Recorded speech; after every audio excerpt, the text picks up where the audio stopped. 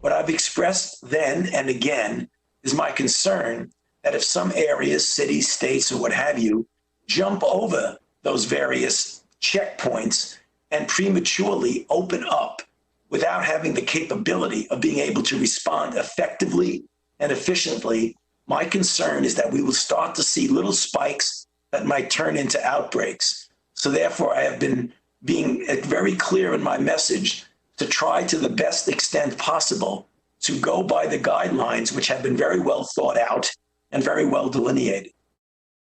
There's risk to anything, but the president carries the burden of the 30 million Americans who have lost their jobs due to this historic effort to save lives. And I think we've all come together. We've saved a lot of lives by our collective action. The Trump White House's push to restart the economy, in contrast to that warning from Dr. Anthony Fauci of serious consequences if states reopen too soon. Good morning and welcome to Morning Joe. It is Wednesday, May 13th. Along with Joe, Willie, and me, we have White House reporter for the Associated Press, Jonathan Lemire. More now from Dr. Anthony Fauci during yesterday's Senate hearing that if the economy opens prematurely, it could lead to more cases, deaths, and a slower economic recovery. There is a real risk that you will trigger an outbreak that you may not be able to control, which in fact, paradoxically, will set you back, not only leading to some suffering and death that could be avoided, but could even set you back on the road to trying to get economic recovery, because it would almost turn the clock back rather than going forward. That is my major concern, Senator. Dr. Fauci, you have advised 6 presidents. You have battled deadly viruses for your entire career. So I'd just like to hear your honest opinion. Do we have the coronavirus contained? Senator, thank you for the question. Right now, it depends on what you mean by containment. If you think that we have it completely under control, we don't. I mean, if you look at the dynamics of the outbreak, we are seeing a diminution of hospitalizations and infections in some places, such as in New York City, which has plateaued and starting to come down, New Orleans, but in other parts of the country, we are seeing spikes. So when you look at the dynamics of new cases, even though some are coming down, the curve looks flat with some slight coming down.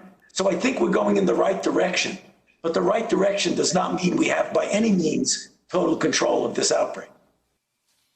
You know, Willie, Donald Trump and some of his more extreme supporters have been presenting a false choice to America, which is we can either worry about the virus or we can worry about reopening the economy.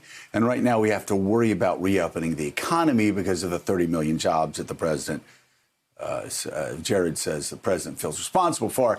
Also, he should feel the burden of 82,000 deaths. Not that he could have prevented all of those deaths, but that should also be weighing obviously on his mind. But Dr. Fauci underlines such an important point that I think is lost by Donald Trump and some of his more extreme supporters and some of those politicians on Capitol Hill and some of those militia members that are brandishing military-style weapons, whether it's in the Michigan legislature or to stand in front of barbershops that are opening early. And that is, as Dr. Fauci said, yes, there's a risk that you trigger more outbreaks that cause more sickness and cause more deaths, but also on the economic side of things, you risk future outbreaks that actually set the economic recovery back. Set the, as the president would say, return to greatness back.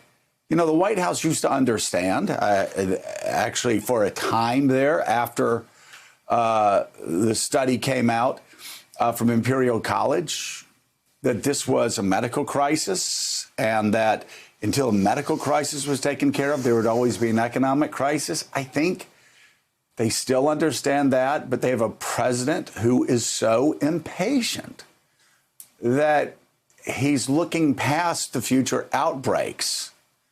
And there is an attitude, yes, people are going to die, as the president has said. He doesn't understand that's going to set us back more economically as we move forward, because Americans aren't going to go get a hamburger if there's an outbreak and people are dying. It's just, again, it's not an either or choice.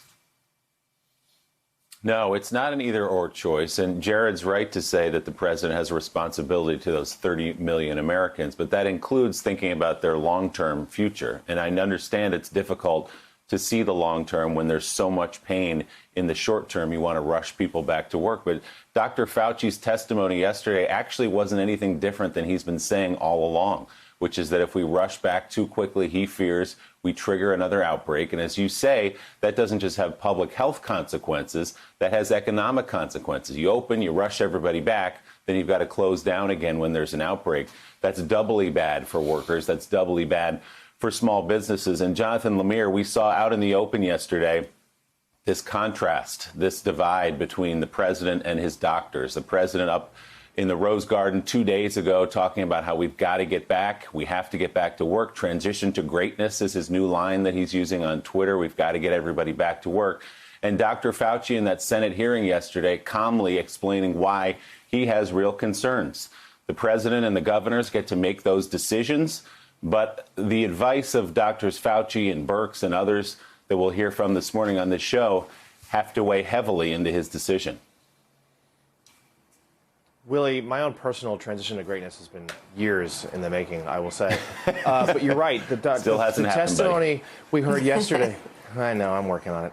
The testimony we heard yesterday from all the officials, but particularly Dr. Fauci, was like a bucket of cold water on what the president, his relentless tone of late to try to push the nation to restart and the economy to reopen on a number of points. And Dr. Fauci, he wasn't dealing with politics. He never once said in these words that the president was wrong. He didn't turn to any sort of attacks. In fact, he was very careful the way he spoke, as he always is, and he stuck to the principles. And they were in the guidelines and the science and the medicine.